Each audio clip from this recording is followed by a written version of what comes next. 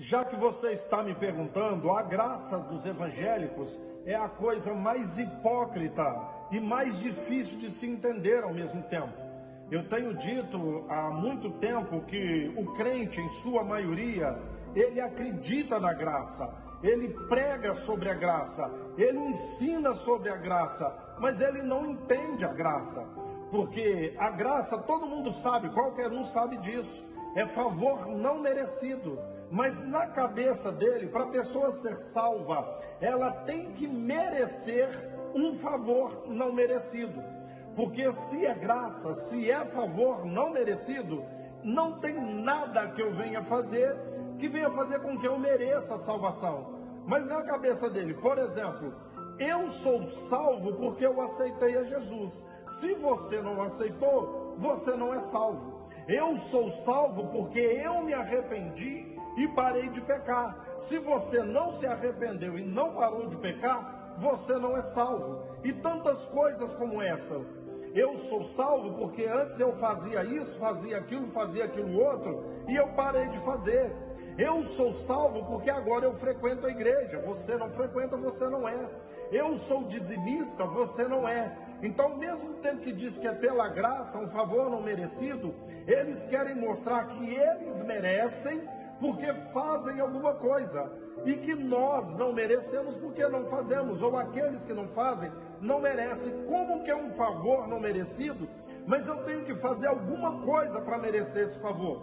Diga-se de passagem, eu já falei também várias vezes que ninguém aceita Jesus. Isso é uma invenção gospel, tem 100 e poucos anos, entende? Jesus falou claramente: as minhas ovelhas o meu Pai me dá. Todo o que o Pai me dá, virá a mim. Se o Pai me deu, ninguém as arrebata das minhas mãos. Em João 15:16 está escrito: não fostes vós que escolhestes a mim, mas antes eu que vos escolhi a vós outros. Vocês estavam mortos nos seus delitos e pecados, mas ele vos deu vida. Entende, querido? Preste atenção, deixa eu te dizer uma coisa. Eu não estou falando que ninguém tem que viver na prática do pecado.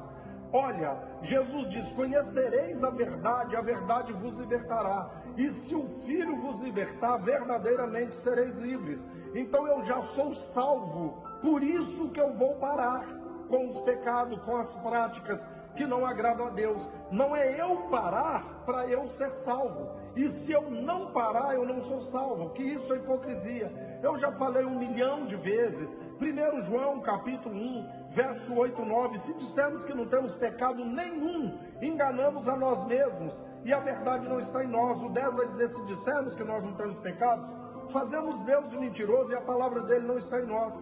Romanos 3, de 10 a 18, vai dizer claro: não há um justo, nenhum sequer, ninguém que entenda, ninguém que faça a vontade de Deus. Todos, um a um, se extraviaram e fazem o que é mal aos seus olhos, nenhum sequer. Outra coisa que eu sempre digo, Jeremias 13, 23, um dia que o etíope mudar a cor da pele e o leopardo as manchas do corpo, nós vamos conseguir parar de ser maus, que a gente foi acostumado a fazer só o mal. Então não é por obra. Eu vou colocar só alguns textos, mas a Bíblia está recheada deles. 1 Timóteo 4:10, Paulo vai dizer que Jesus Cristo é Salvador de todos os homens. Todos, preste atenção na palavra todos, especialmente dos fiéis. Os que são fiéis vão ser salvos de uma maneira especial. Em Tito 2:11, vai dizer que a graça de Deus se manifestou salvadora a todos os homens. A graça, o favor não merecido, se manifestou salvadora a todos os homens. Eu já disse 1 milhão de vezes, gente, já tem gente no inferno e mais gente vai para lá. Mas não é por causa de pecado, senão com esses textos que eu estou te falando, ninguém seria salvo. Bate no peito e fala que você não tem pecado, que hoje você não cometeu pecado nenhum, que você não está na prática de pecado. Sabe o problema do evangelho? Pecado é só pecado de efeito moral e sexual. Se ele não estiver cometendo pecados de efeito moral ou efeito sexual, ele realmente acha que não está pecando.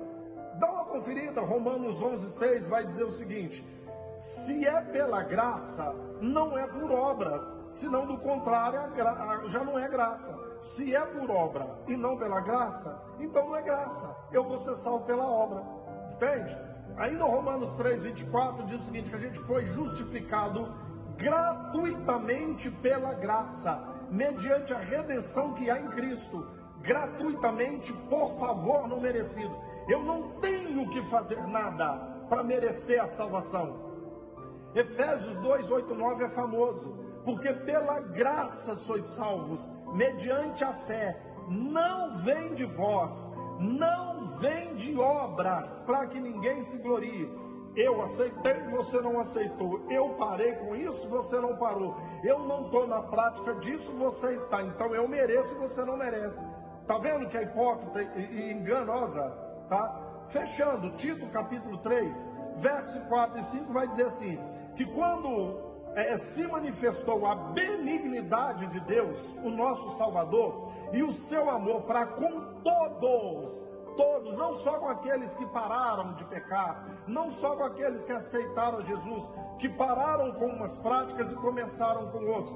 Quando, porém, se manifestou a benignidade, a bondade de Deus, o nosso Salvador, para com todos, aí ele completa no verso 5, sabe? Não por obras de justiça praticadas por nós, mas pelo lavar regenerador do Espírito Santo. Não tem nada que eu venha fazer que vai fazer com que eu mereça a salvação. E não tem nada que eu venha fazer que vai fazer com que eu perca a salvação. A obra de Cristo resolveu tudo, tá? Não estou dizendo para viver na prática do pecado. E nem que não vai torcer todo mundo salvo, não é isso. O erro é o cara achar que ele prega sobre a graça, ensina sobre a graça, mas eu sou salvo porque eu pratico isso, eu pratico aquilo. E quem não pratica o que eu não pratico, não vai ser salvo. Se é por causa de praticar e deixar de praticar alguma coisa ou outra, não é graça, é por mérito. Já que você está fazendo por merecer, porque você aceitou Jesus, você parou com isso, você parou com aquilo. Se o outro não fez por merecer, ele não merece. Aí já não é graça, não é favor merecido, é por mérito. Aí a sua salvação é uma recompensa por causa das suas obras. Não, nós não somos recompensados por nossas obras, é graça de Deus, entendeu?